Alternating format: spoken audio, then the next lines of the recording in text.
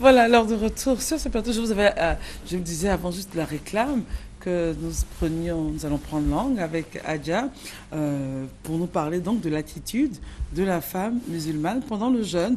Et pour ceux qui ne se rappellent pas d'elle, eh ben, nous sommes avec Adja Mariam Traoré Konaté, qui est vraiment une habituée de conseils, famille, qui vient très souvent en parler sur les plateaux.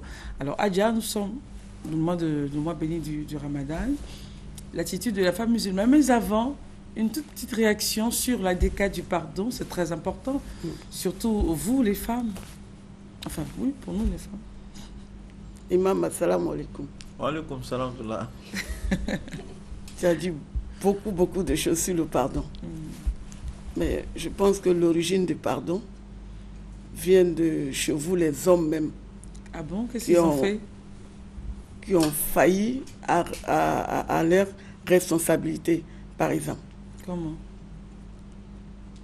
Imam Yao, vous avez 2 femmes. Vous avez des enfants. Nous sommes dans le mois de Carême.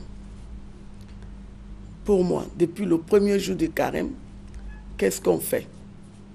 On doit rassembler toute sa famille. Quel que soit ce qui se passe chez vous, on doit toujours trouver une personne qui peut réconcilier tout le monde. Mes enfants, ma femme, mes soeurs, mes frères.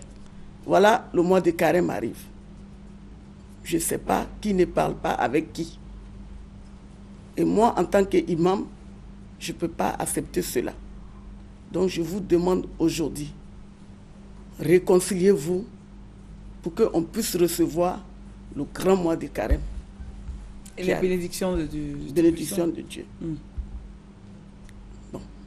Si tu as réussi à faire ça, qui ne se fait pas d'ailleurs, on dit pardon comme ça en haut, mais en bas, c'est pas bon. Alors, je voudrais rappeler aux téléspectateurs que Adja parle comme ça à l'imam parce qu'elle est épouse elle-même d'imam. Imam Abouakar Konaté, le fils d'Azwana Konaté. Que nous saluons ce matin. Oui, Père à son nom. Donc l'imam, la base c'est vous-même. Donc Adja. Il y a les petites querelles. Je vais aider l'imam. Je vais aider l'imam. Oui. Alors, au travers de l'imam, c'est aux hommes que vous adressez. Oui, tout le monde. Ah, bon, d'accord. Donc, le fait de dire nous sommes dans des cas du pardon, il faut que dans les familles, on le sente. Qu'on le sent. Le pardon vrai. On ne se parle pas à la maison. On ne se parle pas. Les épouses, on ne se parle pas. Les enfants, on ne se parle pas. Hein? Mais on dit on prie. Hein? On est bons musulmans. Tout le monde est bien habillé, tout le monde a long chapelet. Dieu a dit non. Si toi, le chef de la famille, par exemple, ce mois béni là, on nous ramène beaucoup de dons. Au lieu de te cacher là avec le sachet là pour aller chez Fanta, tu mets ça devant tout le monde. Et puis on partage. En disant, on a envoyé un cadeau. Voilà. Partagez-vous, c'est ça? Il y a un paquet de sucre. Ouais. On demande à la grande sœur, qu'est-ce qu'on fait? Toi, tu as reçu 3.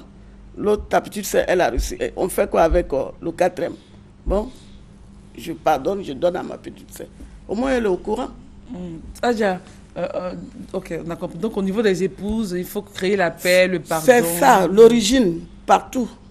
C'est la femme d'abord, la maman. D'accord. Qui fait le mari, qui fait les enfants, qui fait les sœurs, qui fait les belles-mères, tout le monde. Si elle n'est pas contente, rien ne va marcher. Dans la famille, ça c'est clair. Et alors, nous vivons dans la haine et dans l'hypocrisie.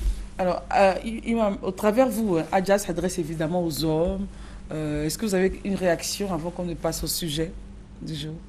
Bon, je pourrais dire que Adja, effectivement, a exprimé ce qui se vit dans certaines familles et tout ça. Voilà, il y a des offenses de part et d'autre. Et je crois que c'est ce dont nous parlions tout à l'heure. Il faut être prédisposé à l'offense. Ici, la gestion du ménage... C'est important dans ce mois. La gestion du ménage inclut que nous soyons prédisposés au fait que l'un des 2 conjoints envahit ou bien apporte, se cache pour aller face de l'offense à sa conjointe. Ici, Adja parle d'une famille polygamique, là où peut-être monsieur n'est pas assez juste, il crée des frustrations et tout cela. Mais justement, c'est cela qu'on appelle Adja au pardon. Voilà. Parce que effectivement, monsieur, quel que soit son degré de foi, quelles que soient ses responsabilités spirituelles, il faut se rendre compte du fait qu'il est humain.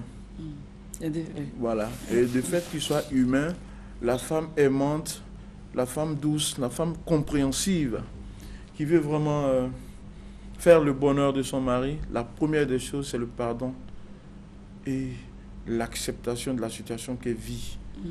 Je veux dire, pas se résigner, mais déjà dans un premier temps, faire en sorte que l'amour que nous avons pour le conjoint surplombe la haine que nous pouvons avoir pour lui. Parce que c'est ça.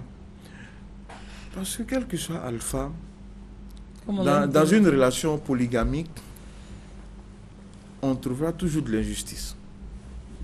Même dans un petit sourire qu'on partage. C'est-à-dire, voilà. Vous avez souri à l'autre, vous n'avez pas souri à l'autre. Donc ça crée problème. Des blessures. Des blessures, des frustrations. Est-ce que vous voyez? Donc, si le pardon, je crois, vient régler beaucoup de problèmes dans les couples polygamiques. Voilà. Il faut pardonner à sa femme qui peut-être n'a pas compris un tel geste. Et donc, par rapport à ce geste, elle s'est fâchée, elle a commencé à ruminer des choses. Ben, nous, en tant qu'hommes, on est compréhensif, on pardonne, on oublie et on avance. On fait comprendre, si vous voyez. Voilà. Mais dans le pardon, est-ce qu'on ne se dit pas, on me demande, ou bien je dois demander pardon, mais en même temps, il faut aussi que je sois équitable. Bien sûr. On demande pardon aujourd'hui si les mêmes erreurs sont répétées. Bien sûr, bien sûr. En fait, Adja nous a mis sur le terrain de la polygamie, de la justice dans la famille et tout cela. Bon, pour mettre l'ingrédient du pardon dedans, voilà, c'est ce que je suis en train de ressortir. Je suis en train de dire, ici, avec votre permission, Imam, on va juste faire une pause. On part à la pub et c'est à suivre l'entretien que nous aurons avec l'imam et Adja. À tout de suite.